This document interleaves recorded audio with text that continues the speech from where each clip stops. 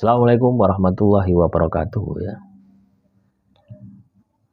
Jumpa lagi saudaraku, Jumat Wage ya, dimanapun Anda berada.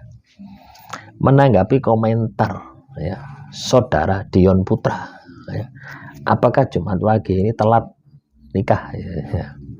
Saya beberapa membaca literatur ya, telat nikah sebab ia lebih memilih sukses dulu atau mungkin hal yang lain.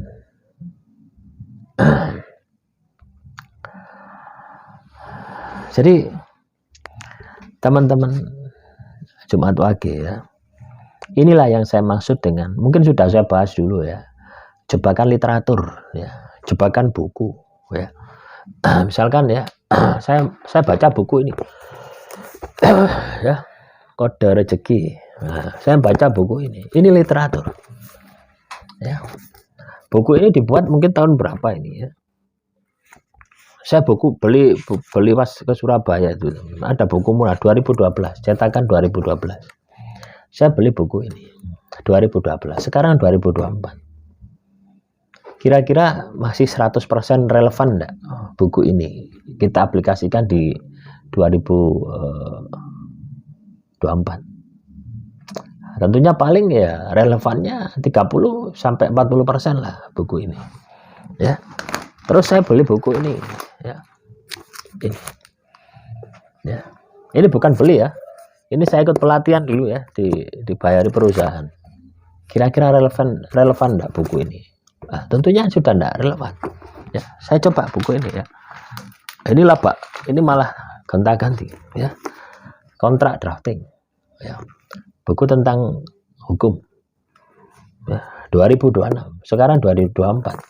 Ya mungkin basicnya ya, asas-asas tentang hukum ini masih berlaku, tetapi ya, real fakta di lapangan sudah tidak berlaku lagi buku. Nah, inilah yang saya maksud dengan Anda terjebak dengan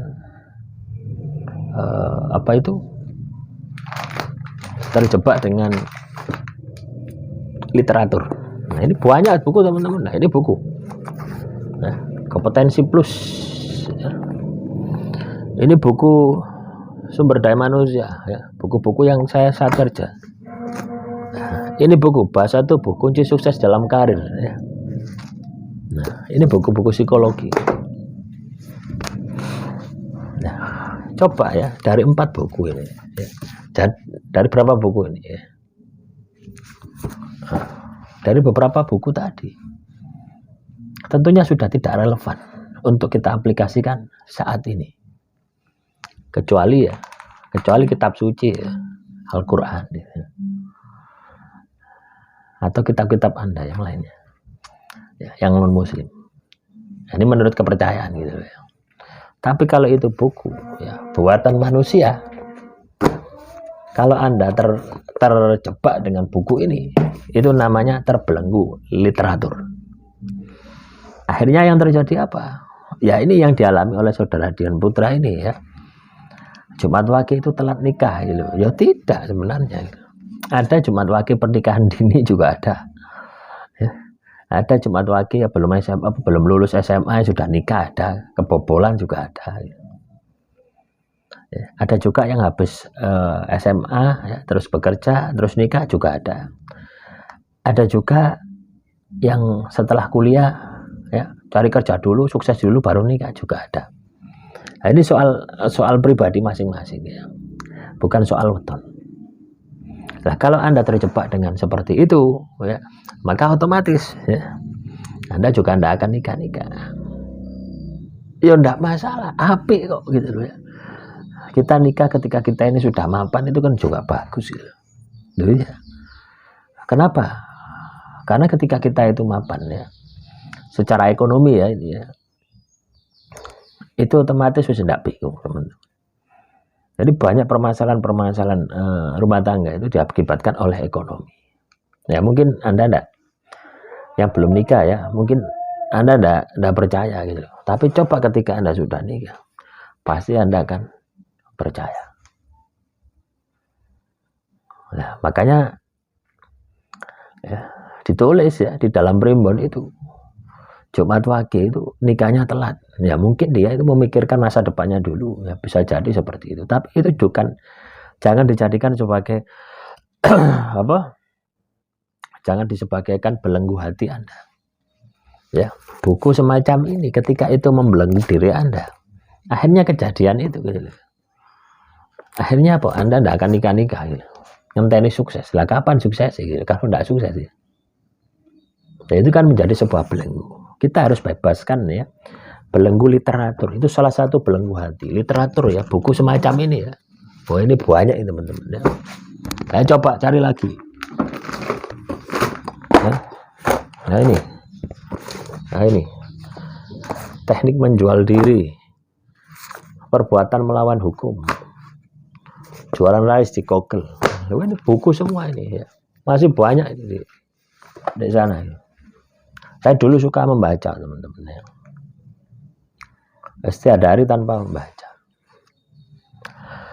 Jadi ketika yo ada manfaatnya ya. Kita banyak literatur ini ada manfaatnya. Tapi jangan terjebak dengan literatur. Contoh ya, jualan laris dari Google. Jualan laris dari Google. Ini kaitannya dengan SEO ya, kaitannya dengan logaritma. Saya dipinjemi buku ini, tidak diambil-ambil. Mau tak kasihkan, terus PN Mas dari ponakan saya. Loh ya, ini zamannya saya dulu itu masih suka website ya, buat website itu lah ya, optimasi website. Jadi kalau kita terjebak dengan literatur, sedangkan saat ini website sudah berganti-ganti, logaritma sudah berganti. Kalau kita terjebak dengan buku semacam ini, ya otomatis mental kita tidak akan berkembang. Karena apa? Setiap hari itu teknologi selalu berkembang, kondisi alam ini selalu berkembang. Kalau Anda terjebak dengan literatur, tidak bisa menyesuaikan dengan situasi dan kondisi keadaan saat ini, ya otomatis Anda akan tergilas gitu. Ya, inilah yang Anda harus bangkitkan gitu ya. Inilah yang Anda harus bangkitkan dalam diri Anda. Jangan